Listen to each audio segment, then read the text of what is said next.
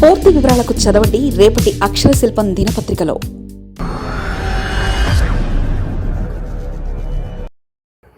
జనసేన ఆవిర్భావ వేడుకల రద్దు, పవన్ కళ్యాణ్ సంచలన నిర్ణయం. వేడుకల కంటే సభ్యత్వ నమోదుకే పెద్దపీట. క్షేత్రస్థాయిలో పార్టీ బలోపేతమే లక్ష్యం. శ్రేణులకు దిశానిర్దేశం చేసిన డిప్యూటీ సీఎం. జనసేనాని ఆంధ్రప్రదేశ్ ఉప ముఖ్యమంత్రి పవన్ కళ్యాణ్ సంచలన నిర్ణయం తీసుకున్నారు. పార్టీ భవిష్యత్తు దృష్ట్యా కీలకమైన కార్యక్రమాన్ని పక్కన పెట్టేందుకు సిద్ధమయ్యారు. ప్రతి ఏటా మార్చి 14వ తేదీన అత్యంత వైభవంగా నిర్వహించే జనసేన ఆవిర్భావ దినోత్సవ వేడుకలను ఏడాది రద్దు చేస్తున్నట్లు పార్టీ అధిష్టానం ప్రకటించింది.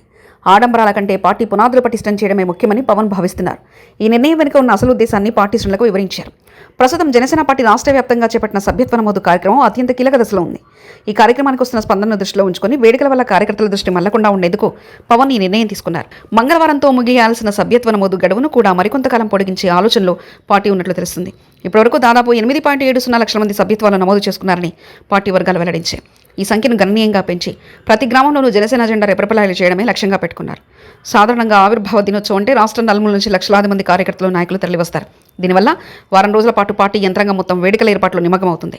ప్రస్తుత తరుణంలో సభ్యత్వ నమోదు ఉద్యమం ఆగిపోవద్దని, నాయకులందరూ క్షేత్రస్థాయిలో ప్రజల మధ్య ఉండాలని పవన్ కళ్యాణ్ భావించారు.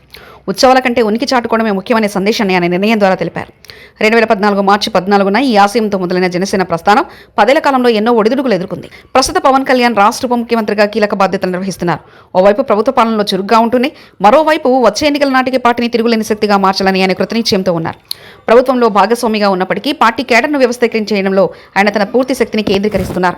ఆవిర్భావ దినోత్సవ వేడుకలు లేకపోయినప్పటికీ ఆ రోజున సభ్యత్వ నమోదు ఉత్సవంగా జరుపుకోవాలని పార్టీ పిలుపునిచ్చింది.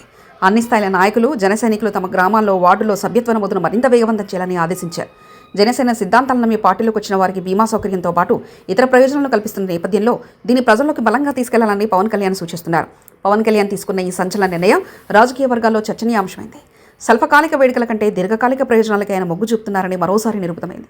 ఈ సభ్యత్వ నమోదు కార్యక్రమం ద్వారా పార్టీకి ఒక పటిష్టమైన సైన్యాన్ని తయారు చేయడమే కాకుండా వచ్చే ఎన్నికల నాటికి క్షేత్రస్థాయిలో పార్టీని అత్యంత శక్తివంతంగా తీర్చిదిద్దడమే పవన్ కళ్యాణ్ అంతిమ లక్ష్యంగా కనిపిస్తుంది. మరిన్ని కథనాల కోసం సబ్స్క్రైబ్ చేసుకోండి మీ అక్షర శిల్పం. పూర్తి వివరాలకు చదవండి రేపటి అక్షర శిల్పం దినపత్రికలో.